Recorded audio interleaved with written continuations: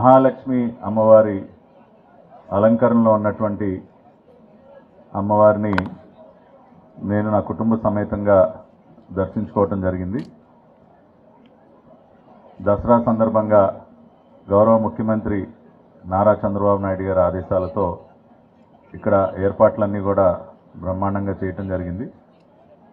Endowments department స్థానికంగా ఇక్కడ మరి ఎగ్జిక్యూటివ్ ఆఫీసర్ గారు కానీ భక్తులకు ఎటువంటి అసౌకర్యం కలగకుండా అన్ని రకాలుగా ఇక్కడ ఏర్పాట్లు చేయటం, భక్తులందరూ కూడా సంతృప్తిని వ్యక్తం చేస్తూ ఉన్నారు. అదేవిధంగా ఈ రోజున అమ్మవారి సన్నిధిలో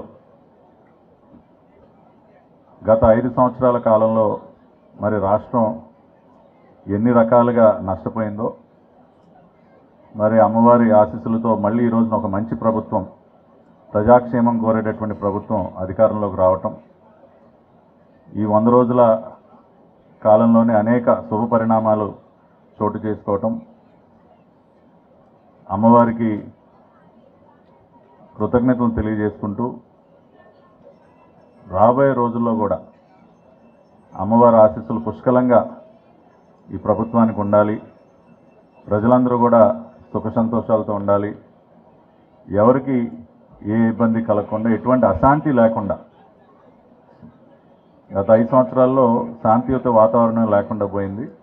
కాబట్టి రాష్ట్రంలో ఎటువంటి అశాంతి లేకుండా ప్రజలందరూ కూడా సుభిక్షంగా ఉండాలి, మళ్ళీ మంచి భవిష్యత్తు వైపు ఈ రాష్ట్రం అడుగులు వేసే విధంగా అమ్మవారి ఆశీస్సులు ఉండాలని చెప్పి ఈ రోజున అమ్మవారి సన్నిధిలో అమ్మవారిని ప్రార్థించడం జరిగింది. మరిన్ని వీడియోస్ కోసం ఛానల్ ని సబ్స్క్రైబ్ చేయండి, లేటెస్ట్ అప్డేట్స్ కోసం వాట్సాప్ ఛానల్ ని ఫాలో చేయండి అండ్ లింక్ డిస్క్రిప్షన్ లో ఉంది.